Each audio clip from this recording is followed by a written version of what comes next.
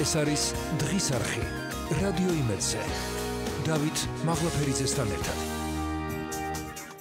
მოგესალმებით, მადლობა რომ გვისმენთ და გვიყურებთ პლატფორმებზე იმედი.g, MyVideo.g, ასევე მაგთის IP ტელევიზიით 53 არხზე და რადიო იმედის Facebook გვერდზე. მიმდინარე პოლიტიკური მოვლენების შეფასებას გთავაზობთ ამ საათში გადაცემით და ჩვენი სტუმარია საპარლამენტო უმრავლესობის ლიდერის კაბინეტის უფროსი ვახტანგ ჩოჩია. მოგესალმებით ვახო, მადლობა გადაცემაში მონაწილეობისთვის.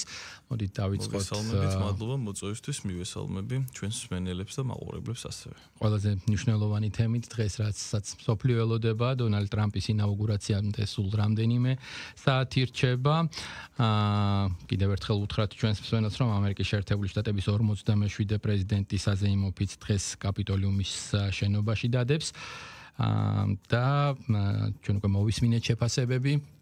მათ შორის პრემიერის მთავრობის ხდომაზე, რომ პრეზიდენტ ტრამპს გაცხადებული აქვს Deep State-ის დამარცხების ამბიციური გეგმა და გვინდა წარმატებები უსურვოთ ამ ბრძოლაში. წარმატებას გადამწყვეტი მნიშვნელობა ექნება საქართველოს-ამერიკის შეერთებული შტატების ურთიერთობის ნორმალიზებისთვის, ასევე სურვილი და მზაობა იმისა, რომ გადაიტვირთოს ურთიერთობები ჩვენს ქვეყანასა და ამერიკის შეერთებულ შტატებს შორის.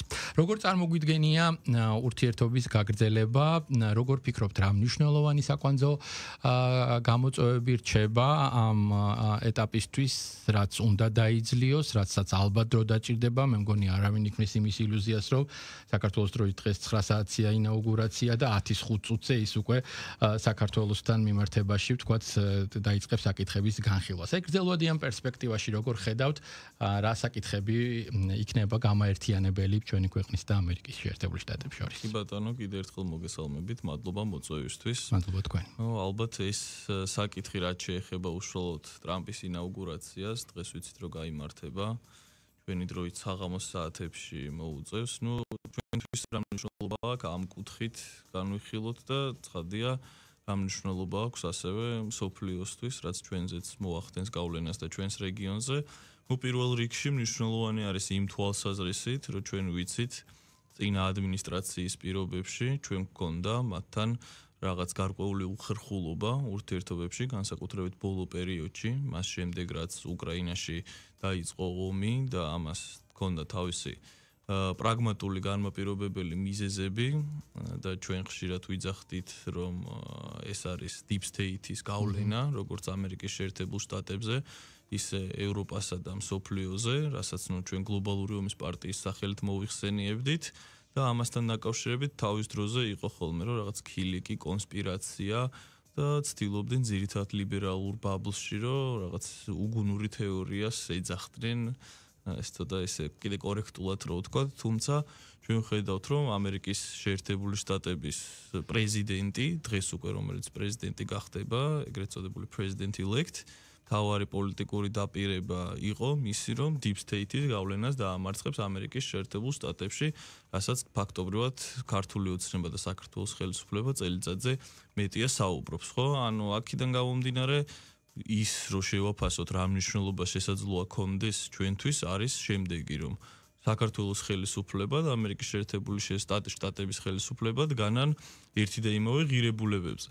ხადია შემდგომის პოლიტიკა რაც იქნება ღირებულებების შესაბამისად იქნება და მოლოდინი იმის რომ ტრამპი შეასრულებს თავის დაპირებას ხადია დიდი არის იმიტომ რომ ჩვენ გვახსოვს რომ წინა კამპანიის დროსაც ჰქონდა ისეთი დაპირებები რომელიც შესაძლოა ეს ერთი შეხედვით საკმაოდ ამბიციურად ჟღერდა თუმცა მან ეს თავის ქვეყნისთვის შეასრულა და მნიშვნელოვანი არის ოჯახური ღირებულებების დაცვა ჩვენი საერთო ღირებულება რომელზეც ქართული ოცნების ნარატივი იყო აგებული ხედავთ რომ მისი საპრეზიდენტო კამპანია იდგა გამჭირვალობა ფინანსების ამერიკაში შესულა გასული არასამთავრობო ორგანიზაციების ფაქტობრივად თქმის დროს მეცინება კიდეც რომ რო შეადაროთ ერთგვარად ამერიკის შეერთებული შტატების კამპანია და ქართული ოცნების საარჩევნო კამპანია რომელსაც აქ რუსულს უწოდებდნენ სწორედ ეს დასავლური ძალები ბრჭყალებში ერთი და იგივე არის შესაბამისად თუ ბატონი ტრამპი გააგრძელებს ისევ თავისი საარჩევნო პროგრამის გათვალისწინებული ნაბიჯების გადადგმას ხადია ეს ჩვენი ორმხრივი ურთიერთობების განვითარების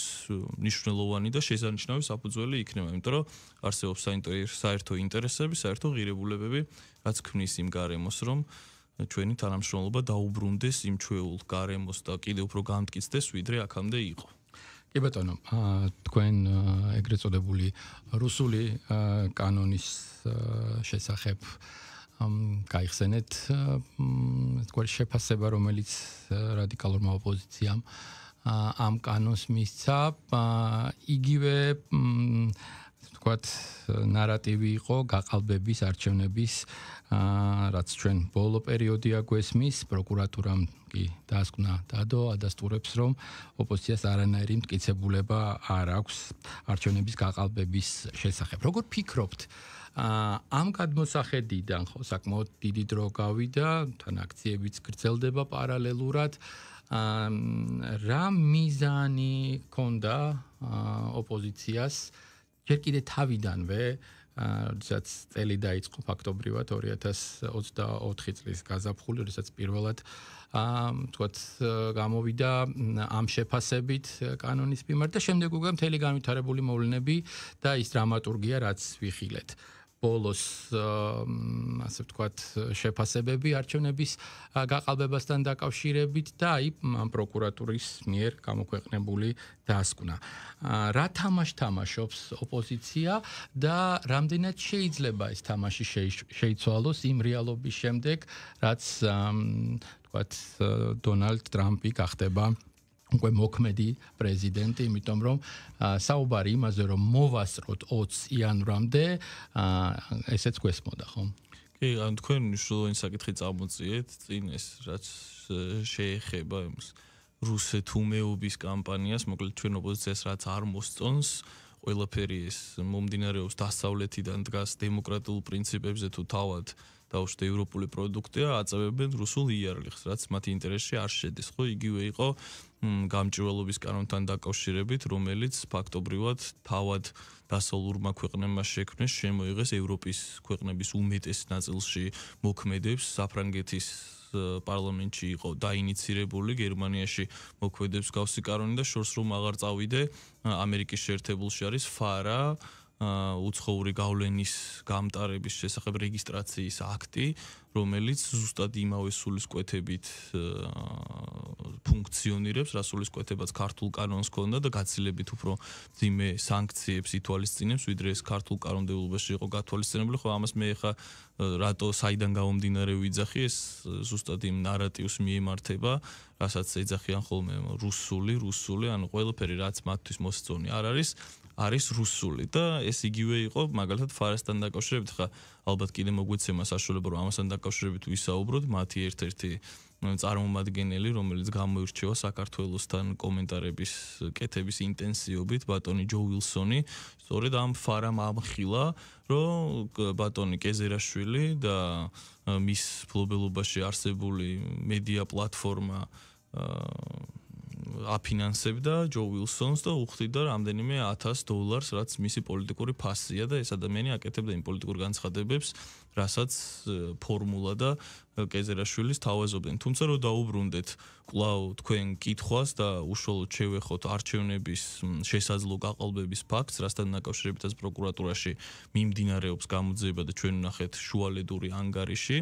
რომელიც გამოქვეყნდა ჩატარებული საგამოძიებო ექსპერიმენტის საფუძველზე. საგამოძიებო ექსპერიმენტი რას გულისხმობდა საზოგადოებამაც რომ გაიგოს, ესე იგი შემოწმდა შესაძლებელი იყო თუ არა ერთი და იმავე პირადობის მოწმობით სხვადასხვა ელექტრონული ხმისთვლელი აპარატზე რეგისტრაცია მომხდარიყო ერთი და იმავე ცხადია პირადობის მოწმობაზე არის საუბარი და ექსპერიმენტის შედეგად დადგინდა რომ ერთი და იმავე პირადობით სხვადასხვა აპარატზე რეგისტრაციას ფიზიკურად ვერ გაივლე. აი ამას ეხებოდა მარტივად რო ვთქვათ, მთლიანი ეს ექსპერიმენტი, იმიტომ რომ ოპოზიცია ამტკიცებდა, რომ რაღაც ესე იგი ეშმაკისეული და სატანისტური მანქანებით, ზუსტად ესე თქვეს, 300,000 ხმის დამატებით მოპოვება შეძლო ოცნებამ და ეს ჩაბუდებულია. არ უნდათ მათ, მიუხედავად იმისა, რომ მიცებულებები არ არის, ისინი მაინც დღემდე ამბობენ, რომ გაყალბებული არჩევნები ითხოვენ ხელახალ დანიშნას, ალტერნატიული, ასე ვთქვათ, მართველი ორგანო ყავთ და ცდილობენ, რომ სიტუაცია, ვთქვათ, დაძაბონ. ჩვენ ველოდებით როდემდე გაგრძელდება ეს პროცესი, საზოგადოებას თავისთავად აქვს ინტერესი. როგორ ფიქრობთ, შეკითხვაზე როდემდე რა პასუხი შეგვიძლია გავცეთ ახლა, იმიტომ რომ დაახლოებით 53 დღეა საზოგადოება აპროტესტებს ქუჩაში, ასევე მიმდინარე აქციებია. როგორ ფიქრობთ, ეს პროცესები ჩვენს ქვეყანაში, რაც ითქვა, რომ აი შესაძლოა გაზაფხულის პერიოდში ასევე იყოს, შეიძლება ვთქვათ დაველოდოთ ამ დროს თუ რამ უნდა დაასრულოს, რა უნდა ვთქვათ შეიტანოს გარდამტეხი, ასე ვთქვათ, ცვლილება აქ. ხო, ანუ თქვენ რაც ახსენეთ ერთი არჩევნების თემასთან დაკავშირებით მინდა დაუბრუნდე, იგივე იყო თქვენ კარგად გახსოვთ ის გაჟონვის, ეგრეთ წოდებული გაჟონვის კამპანია, თითქოს ეს ბიულეტენებმა გაჟონა და ეს იყო გაყალბება და ამას გამოეხმაურა სხვათა შორის პირდაპირ ეთერში ტელეწამყვანი, ერთ-ერთი ოპოზიციურ ტელეწამყვანთა ეს რა ქვია, სახალხო დამცველი უკაცრავად, ერთ-ერთ ოპოზიციურ ტელეარხზე და მან განაცხადა, რომ ნებისმიერი შემთხვევა, რომელიც შეეხება არჩევნების გაყალბებას, შეუძლიათ მიმართონ მას და ნებისმიერი ადამიანი, რომელიც ამ პროცესში დაზარალდა, მაგალითად, წაერთვა ხმის მიცემის უფლება, ის დაიცავს მის ინტერესებს, ასევე ჩააყენებს უცხოელ პარტნიორებს საქმის კურსში და ეს ადამიანი იძახს, რომ 300,000 კაციდან, რომელიც ოპოზიცია იძახს, რომ 300,000 ადამიანი ერთით არ მოსულა. გასაგებია, რომ შესაძლოა არსებობდეს ჩემდამი დავუშვით უნდობლობის ფაქტორი ოპოზიციურ ბაბლში, თუმცა ეს ცხადია იმის საფუძველს არ ქმნის, რომ მან არავის არ ეს უბრალოდ იმასთან არის დაკავშირებული, რომ ცხადია არ არსებობს არც ერთი მტკიცებულება მსგავსი რაღაც ფაქტის შესახებ. რაც შეეხება კითხვას, როდემდე შესაძლოა გაგრძელდეს ეს ყველაფერი, ჩვენ ვნახეთ, რომ მალევე არჩევნების დასრულების შემდგომ, როდესაც საზოგადოება მიხვდა, რომ არანაირ გაყალბებასთან არ გქონია საქმე, ის მუხტი რაც იყო, მალევე, ასე ვთქვათ, განიმუხტა სიტუაცია და ეს მუხტი აღარ იყო ისეთი აქტუალური, როგორც ეს პირველ დღეებში იყო. თუმცა შემდგომ მოხდა საზოგადოების ემოციებზე თამაში ევროპასთან ინტეგრაციის საკითხებთან დაკავშირებით, როდესაც არასწორად იქნა გაგებული ქართული ოცნების პოლიტიკური საბჭოს განცხადება და ბატონი პრემიერ-მინისტრის განცხადება ევროინტეგრაციის პროცესთან დაკავშირებით. ნუ ამ პერიოდში ისარგებლეს ოპოზიციურმა ძალებმა და ეს პრინციპში ახალი არც იყო. მანამდე გვესმოდა ჩვენ შეფასებები, რომ რეალურად ისინი არჩევნებისთვის არ ემზადებოდნენ, ისინი ემზადებოდნენ შემდგომი პროცესისთვის. ნახეთ შეკითხვაზე როდემდე პრემიერის განცხადება შეგვიძლია მოვიშველიოთ, შიდა პოლიტიკური კუთხით 2025 წელი იქნება ძალიან მნიშვნელოვანი, აცხადებს ის დღეს მთავრობის ხდომაზე, გადამწყვეტი დარტყმა უნდა მივაყენოთ რადიკალებს ჩვენს ქვეყანაში, რადიკალიზმი და ლიბერალური ფაშიზმი უნდა დასრულდეს. როგორ წარმოგიდგენიათ ეს დასასრული? მე ისევ უბრუნდები იმ პირველ კითხვას, რა ფორმით შეიძლება მოხდეს ეს? ეს იქნება ვთქვათ არ ვიცი, მოლაპარაკების გზით, თუნდაც იგივე იმ საგამოძიებო კომისიის შექმნით, ერთ-ერთი ვთქვათ მოგვარების საკითხი შეიძლება ესეც მივიჩნიოთ, იმიტომ რომ მან უნდა საზოგადოებას მიაწოდოს ინფორმაცია მთელი ამ წლების განმავლობაში საქმეები, რომლებიც გამოუძიებელია, მათ შორის 2008 წლის ომში მაღალი თანამდებობის პირების მიერ ჩადენილი დანაშაული. როგორ ფიქრობთ, რა დაასრულებს ამ რთულ პროცესს წელს? მნიშვნელოვანი და აქტუალური შეკითხვაა ამ პერიოდში ჩვენს უგვესმის ხოლმე ლიბერალური ფაშიზმის დასასრული მათ შორის, თუმცა მე შევეცდები ცოტა სხვა პერსპექტივიდან წარმოვაჩინო ეს პროცესი, ეს ჩემ პირადად წარმოადგენს ლიბერალური ფაშიზმი საქართველოში ახალისებული არის გარედან, ეს არ არის რაღაც ქართული კულტურის მათ მახასიათებელი, არც ჩვენი რაღაც ეთნიკური მახასიათებელია, ჩვენი კულტურის პირმშო არ არის, მოკლედ ეს არის გარედან ნაკარნახევი მიმდინარე ტრენდი, რომელიც საქართველოშიც აიტაცეს სხვადასხვა ოპოზიციურმა პარტიებმა. შესაბამისად, ამის დასრულებაც მე მგონია ძალიან მარტივია, როდესაც ხელოვნურად აღარ მოხდება ამის წახალისება გარედან, რაც დღეს ხდება, ხო? სანამ არსებობს საქართველოსადმი გარკვეული ინტერესები, რაც გამოწვეული იყო უკრაინაში მიმდინარე ომის ფონზე და გამოწვეულია უკრაინაში მიმდინარე ომის ფონზე, ამას განგრძობითი ხასიათი აქვს ჯერჯერობით, მანამდე წახალისებული იქნება ისეთი პროცესები, რომელსაც ჩვენ ლიბერალურ ფაშიზმს ვეძახით. თუმცა ცხადია, შემდგომ რაღაც პერიოდის გასვლის შემდეგ ამან მიიღო გარკვეული სახე, რომელიც გადაიზარდა, მათ შორის რაღაც ტრადიციად იქცა თვითონ ამ ლიბერალური ფაშიზმის და ლიბერალური ბაბლის წარმომადგენლებისათვის და ჩვენ ხედავთ ხოლმე, რომ ხშირად ხდება ადამიანების, მათ შორის რაღაცე საჯარო მოხელეების, ამას წინ მიხედავთ მოსამართლეების დამუნათება. და ძირითადად რა არის ხო ლიბერალური ფაშიზმისთვის დამახასიათებელი, რომ ისინი ახდენენ ამ ხალხის დისკრედიტაციას და ახდენენ შეურაცხყოფას იმ ფორმით, რა ფორმაც სრულიად შეუთავსებელი არის როგორც დემოკრატიის, მით უფრო ლიბერალური დემოკრატიის პრინციპებთან, ამიტომ ვეძახით ჩვენ ამას ლიბერალურ ფაშიზმს, რომ ისინი არიან უმცირესობა არსებული საზოგადოებაში, რომლის მთავარი მოტივიც და მიზანიც არის, რომ დაჩაგროს უმრავლესობა იმ ფორმით, რა ფორმასაც რა ვიცი, გლობალ იმაში ცივილიზებულ სამყაროში ნებისმიერი ადამიანი ებრძვის. შესაბამისად, იქიდან გამომდინარე, რომ ეს არ არის ქართული კულტურის ნაწილი და რაღაც ხელოვნურად შეზრდილი ნაწილაკია, მე მგონია, რომ ამის მოშორება უბრალოდ დროსთან არის დაკავშირებული და იმ გავლენის თუ ფინანსების შემცირებასთან, რომელიც მოდის უცხოეთიდან მათი დაფინანსებისა და წახალისების მიზნით. კი ბატონო, კიდევ ერთ საკითხს მინდა შევეხო. დღეს პრემიერმა ისაუბრა საუნივერსიტეტო რეფორმაზე და მისი ხელმძღვანელობით სამთავრობო კომისია უნდა შეიქმნას. რა თქვათ რეფორმაზეა საუბარი, რომ აგვიხსნათ და რეალურად თქვათ რა შედეგს მოუტანს ეს საზოგადოებას და თავად უპირველესად საუნივერსიტეტო სივრცეს. კი, ჩვენ ვიცით, რომ საქართველოს მართველი გუნდის და ქართული ოცნების ერთ-ერთი უმთავრესი დაპირება, მათ შორის პროგრამაში, საარჩევნო პროგრამაში გაწერილი იყო საგანმანათლებლო სექტორის განვითარება და ამ მიმართულებით ბევრი ნაბიჯი გადაიდგა, მათ შორის თავად ქართული ოცნების დამფუძნებელმა ბატონმა ბიძინა ივანიშვილმა შექმნა საუნივერსიტეტო ჰაბი ქუთაისში, რომელიც ტექნოლოგიების მიმართულებით ერთ-ერთი წამყვანი უნივერსიტეტია აღმოსავლეთ ევროპაში და ბევრი ადამიანი, რომელიც საკმაოდ კვალიფიციური და კომპეტენტური არის, დასავლეთიდან ჩამოდის ხოლმე თავის გამოცდილებას უზიარებს თავის ქართულ კოლეგებს, მათ შორის აღჭურვილია თანამედროვე ტექნიკით და ასე შემდეგ, რაც შეეხება უშუალოდ თავად სახელმწიფო დონეზე ამ კამპანიის წახალისება გულისხმობს იმ ევროპული სტანდარტის შემოღებას საქართველოში, რომლითაც საკმაოდ თავს იწონებენ ხოლმე სხვადასხვა ევროპული ქვეყნები. მე შეგახსენეთ, რომ საქართველო არის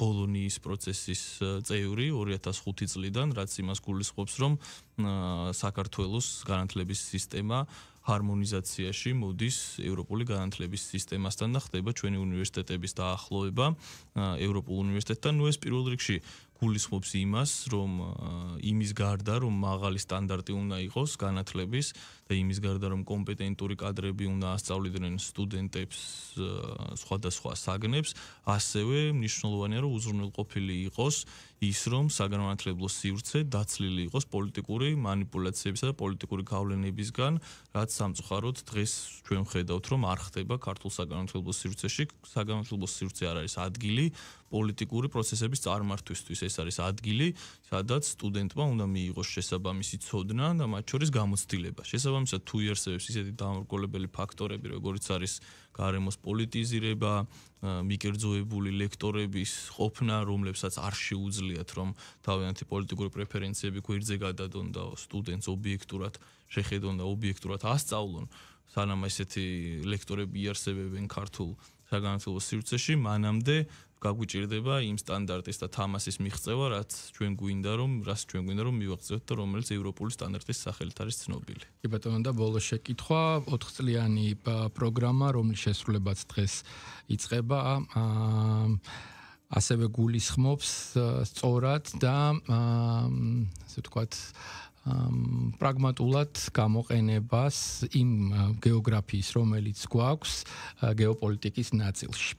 რამდენიმე დღის წინ პრემიერი იყო აზერბაიჯანში, აზერბაიჯანული მედია საკმაოდ დადებითად გამოეხმაურა ამ ვიზიტს, დაიწერა ერთ-ერთ გამოცემაში, რომ საერთო მიზნებითა და ურთიერთნდობით გაერთიანებული აზერბაიჯანი და საქართველო მზად არიან შექმნას სამხრეთ კავკასიის მომავალი. ის დერეფანი, რომელიც გვაქვს და რომელთაც თავს ვიწონებთ, რაღაცნაირად გვინდა რომ კიდე უფრო მეტი ბენეფიტის მომტანი იყოს ჩვენთვის, რაც თავის მხრივ ეკონომიკას წარადგება. ეკონომიკა კი ალბათ ერთ-ერთი მნიშვნელოვანი საკითხია, რომელმაც თავისი გავლენა უნდა პოვოს თითეული მოქალაქის კეთილდღეობაზე. აი ამ კუთხით მინდა შეგეკითხოთ ახალი გადანაწილება, ის რეალობა, რომელიც გვაქვს მსოფლიოში და ჩვენი ადგილი, როგორ შევძლებთ აი ამ ასე ვთქვათ, ლოკაციის გეოპოლიტიკად გარდაქმნას და რამდენად მნიშვნელოვანია ამ პროცესში სამეზობლოს ერთიანობა.